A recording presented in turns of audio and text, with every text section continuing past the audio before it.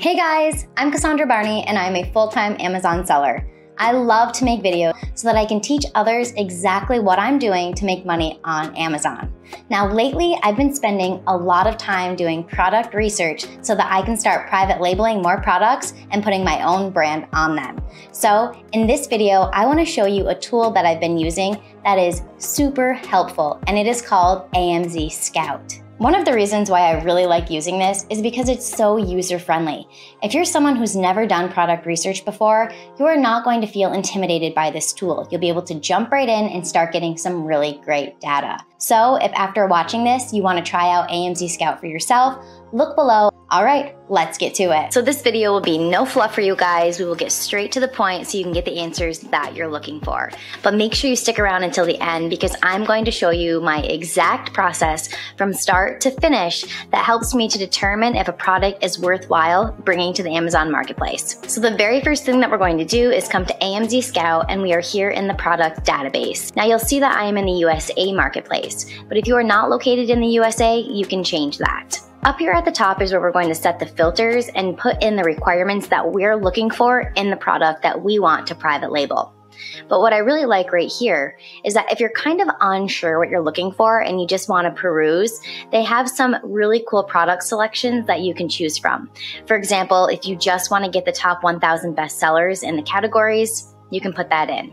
If you want to find the most profitable products with extremely high margins, they're going to put the filters in, and then you can start seeing those products. So for me, I'll show you what I do. I come here for more filters. For reviews, we're going to set that pretty low. I want to max out around 100. And that's because I want to find products that are not just dominated by somebody already buying that product. I want to see products that are also selling that don't have thousands and thousands of reviews. For the estimated sales, I'm going to say that I want it to have a minimum of 300 sales per month. That's kind of low, but it's going to keep our options open to see a lot of different products. If you're interested in a particular type of category, you could come here and filter that out. For example, if I don't want to see any electronics, I could just untoggle that, and then none of the electronic products will come up in my search. So whatever products you're interested in, you could definitely minimize or maximize that right here. For the product tier, we'll keep that as standard. And for the weight, the lower the weight, the cheaper it is for shipping. So we really don't want to go over something that's more than 4 or 5 pounds. So I'm going to leave my filters just like this so I can get a really long list of products.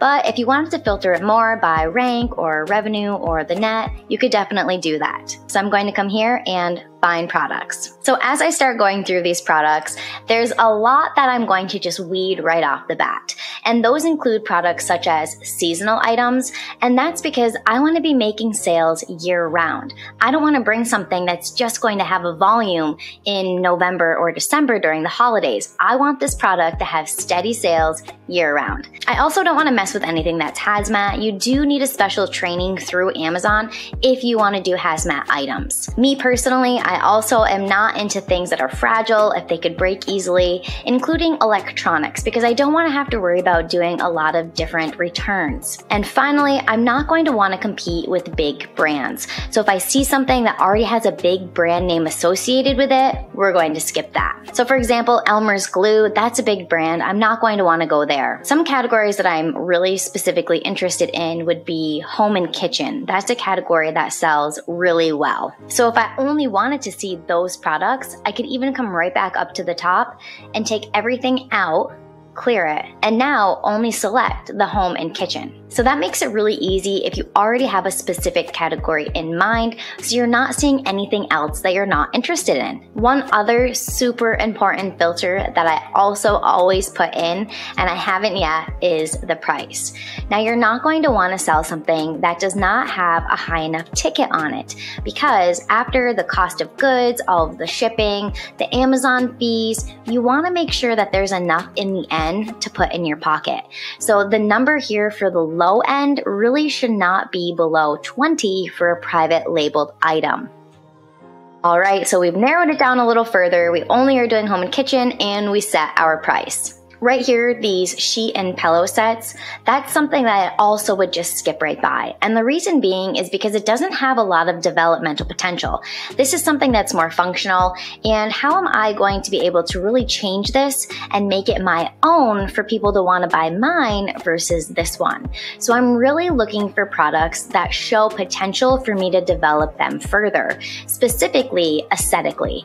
So if I can change how that product looks, maybe the packaging, the labeling on the outside, that is really good to try and pull customers over to my brand versus the competition. I'm also looking for the smallest little bits and pieces of areas that I could improve and change the product to make it better, and then therefore get the customers to come to my listing. So we really want those products that we can develop. Now, something that's also really cool about AMZ Scout is right here when you're scrolling through products, you might see this say trending or hot. And that means it's getting this because over the past 1 to 3 months, its sales have grown by 20%. So that could be a good indicator that this is a niche that is in a growing period and that might be exploding right now and we might want to jump into. So let's take a look at this. We have wine cup tumblers. If this is something that I want to share so that I don't lose it, I'm going to come right over here to this plus button. And what this is going to do is it's going to add it right into my product tracker. So over here on the left-hand side, you can see right now we are in the product database. Right below that is the product tracker. So it's going to store those items right there so we can easily go back to them. So then quickly, I can look across and see a lot of information about this specific listing. I can see its category, its subcategory, the rank that it falls in, the sub-rank, the estimated sales that it's receiving, revenue, price. I like that price point. That's definitely a good price point for something that's private label. So far, everything about this product is looking pretty interesting. What I really like over here is that it only has 8 reviews. So I know that this isn't being dominated, this niche isn't dominated by one specific product that's getting all of the sales, because this doesn't have a lot of reviews and it's still bringing in a lot of sales. I also like over here this listing quality score, LQS. This goes up to 100. So the better your listing is, the better your bullet points, your keywords, your title, your photographs, all of those things, the higher the listing quality score is. So only having a 68, that tells me that there's room for me to come in, look at their listing and see what they did and make mine even better. So from this point, now that I found a potential product that I want to investigate further, I'm going to pull its ASIN and then I'm going to do some keyword research on it so that I can see which keywords are customers using the most to find this product. That way I can identify the market. So I'm going to come right here to ASIN and copy. And then over here on the side, we're going to go to the reverse ASIN lookup. We'll input what we just copied for the ASIN. And now over here, number of words in a keyword. So there's short tail keywords and there are long tail keywords. So we're definitely going to want to keep this open to all of the options. Now, the short tail keywords, those are going to be the ones that are going to be harder for us to rank for. The long tail keywords is where we will have the best potential to start ranking the product. So I'm actually going to set this from 1 all the way to 8 because you can put in phrases. Now I can see all of the Amazon search keywords associated with finding this product. I can also see its relevance score. So some keywords are more relevant to the product than others, and we're definitely going to want to find the keyword or words that are the most relevant. Right here we can see the search volume. So how many times are people searching for this keyword in Amazon? And if I click it, I can make it show lowest to highest or highest to lowest.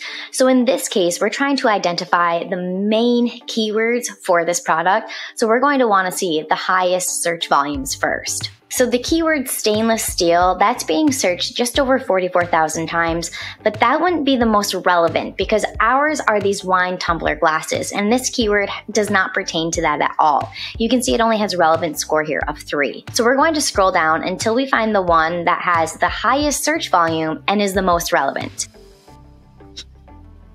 So that brings us here to stainless steel wine glass. The relevance score is 9 and the estimated search volume is 2,470. We found our potential product. We found the best relevant keyword associated with it. Now we're going to put those keywords into Amazon to see the market. I first like to look here to see how many total results popped up. So I know within these keywords, there are 3,000 results, 3,000 listings. So that's not too bad. Next, I'm going to come down to my AMZ Scout button right at the bottom, and this is where the magic really starts to happen. Let's take a look. Now that all of the listings from that first page popped up, I next go and check out the niche score. So the overall score that AMZ Scout is giving this stainless steel wine glass, 7 out of 10. So that's a pretty good niche.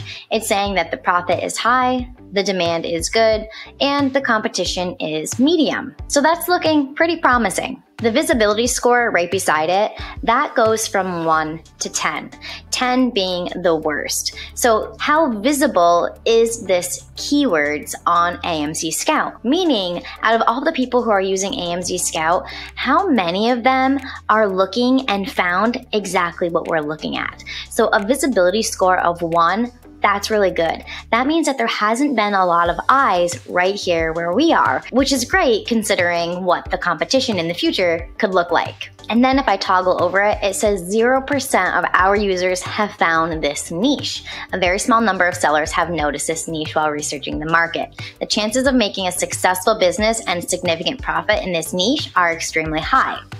So I love how user-friendly this is. It really is easy to use, and it's giving us so much information that's going to help us to determine if we want to invest in this product or not. And so far, everything's looking really great. I can come over here and hover over so that the main images pop up, and I can see how similar they are to the product that we're interested in. So I'm definitely going to want to make sure that the price point is where I want it to be, meaning it's not below $20. $30, $40, that's even better because that's going to increase our profit margins. The next two things that I look really closely at is the number of estimated sales next to the number of reviews. Now what I'm looking for here is that even if a listing doesn't have a lot of reviews, that it's still able to generate sales. I don't want to choose a product that all of the customers are only buying this specific listing, and they're not really noticing any of these other listings that don't have the reviews, because I see that happen a lot, and I know I sometimes do that too as a buyer. If I'm going to buy a product and I don't really want to spend time looking at each listing, I'll just look really quickly and see which one has the top reviews, and then I'll just click and buy that. So I want to make sure that's not happening in this niche. I want there to be potential for my product to sell even without having those thousands of reviews. So I can even click on number of reviews to see the lowest number of reviews to see if they're still getting sales. So right here I can see this listing in particular. They only have a total of 7 reviews and they are still getting an estimated 728 sales per month. So that's really good. That tells me that if I come into this niche and I don't have reviews, I'm still likely to get sales by making sure that my product is differentiated, it's aesthetically pleasing. Maybe I can even differentiate the function somehow. So for that, I'm going to want to now look at some listings and look at the reviews, because the reviews are going to tell you so much. They'll tell you specifically what you can change about this product based on what the customers are saying they want. So I can see here that this has 8 ratings and it's getting a lot of sales even having those small ratings. What I'm looking for is where I can improve this. So I see a nice first image that looks pretty good. These types of images are great to have. They really are. They showcase exactly what that product can do. So there's the straw hole, it's BPA free, it's showing the capacity, how many hours hot, how many hours cold. These are questions that customers are going to have. So if you can answer those questions right here and not leave a doubt in their mind, that's more likely to make them hit the buy button. So this is a great photo. Now what I'm noticing is that the images are looking really great. It's showing in action what the product can do. It's answering all of the questions, but we saw that it didn't have that great of a listing quality score. One reason why is there are no bullet points here. So I don't see any extra information right here about the product. Yes, they answered it here, but they don't have bullet points. So that is something that I could do to my listing to definitely make customers want to come to mine instead. So I would make sure I have really great photos like they do, showcasing the product and everything it's capable of. Something else that's really important is once you do find those keywords associated with the product, you're going to want to load those keywords up in your title. The most relevant keywords that are the strongest and most searched, you're going to want to put right in the front. So they have a really strong title, really strong photographs. Something else you could do is come in here and put in a 360 image to show all the way around it and a video. So the video you're only going to be able to do if you have brand registry through Amazon, which involves you having a registered trademark. But videos sell. Customers can't physically touch these products. So if they can see a video of them being touched and being used, that's really important for customers. So if I was serious about this product, that's what I would be telling myself right now. Okay, I can improve my listing by adding in that video and adding in those bullet points. Now, let's go down and check out the reviews to see what the customers are saying. And now I can start thinking of developmentally what I can do to the product to change it and make it better. The 3 and 4 star reviews are definitely going to be great to look at because those are people who were satisfied with it, but not satisfied enough. They wanted to still ping on the area that was not satisfying to them. So that's what we want to check out. What are the negative things that we can then take in, bring to our manufacturer, and improve on? So as I'm looking through these reviews, this first one here says, not sealed, they will spill, and the metal straws are not bendable. So right there, that's giving me some ideas. Okay, I know that I'm going to want the seal around the outside to definitely be secure and snug so that it's not going to be able to leak at all. Also, the option of having a metal straw that is bendable seems to be like something that the customers might be looking for. So I would keep that in mind as well. Right here, not as durable as I thought. After only 2 uses, the bottom fell out of one of the glasses. So these are things that once I find my manufacturer, I'm going to want to definitely vocalize to them. We want to make sure that we're using a durable product. We want that steel to be good. We want to make sure the bottom's not going to fall off and it's going to be something that's going to last. Here we have one that says that the paint chips on them. So I would want to make sure that my manufacturer is using something that's not going to chip. Another one, the finish peels off, do not put in the dishwasher. So we're going to want to bring these to the manufacturer and maybe even make sure that ours is dishwasher safe. All right, so now that we know that this has a lot of potential, what we want to do now is see what price point can we get it for to make sure that it's actually going to bring us back a nice profit. So for that, I'm going to go to Alibaba. And I'm going to type in the same keywords that we found to be the most relevant ones on Amazon. And sometimes that might not work for Alibaba, so you might just have to play with it. But let's start here and see what the search brings up. All right, so anytime you're on Alibaba, the first thing you're going to want to do is come right over here and check these off. You want to make sure first and foremost that this is a verified supplier. That means that somebody from Alibaba has actually came to these manufacturer where they are producing the products and they have checked everything out and they have passed. Now the trade insurance, that's going to make sure and help to prevent that you don't get scammed. This is extra insurance that these manufacturers have to purchase, and that kind of gives the buyers peace of mind. So if a manufacturer plans to scam you, chances are they are not going to go out of their way to buy this extra insurance. So it's always good to check this so you make sure that you're getting manufacturers to come up that are respectable ones. And right here I can see one of the very first ones that pop up, some beautiful stainless steel wine tumblers that look very similar to the gift ones that we found. Now, even though they're offering a wide variety of colors, I would definitely recommend to you to not have any variations, especially if this is your first listing, because it's just going to make things a little bit more complicated and it's going to really mess up your minimum order quantities, which changes the price. As you can see up here, if you're only ordering the minimum amount, which is $500 to $999, you're going to be paying this upper price. But the more you are purchasing, the lower that price gets, which with this listing, that isn't too bad. That's not too much of a significant difference. So we can be getting a 6-pack double wall stainless steel vacuum insulated wine tumbler gift set of wine glasses for a party. So we could go back to Amazon if we really wanted to and see how a 6-pack performs. Or we already know that a 2-pack performs really well. So we could even just try to keep them together and sell them in 2s. Now we're also going to want to figure out shipping into this, because when we put in an estimate into that profit calculator, we want to make sure that it is the landed price to us. So to be conservative, we're probably going to want to add $2 to that. So that brings us up to $5.06. So if we take $5.06, divide it by 6, because that's how many tumblers are included, that means that each one is only 84 cents.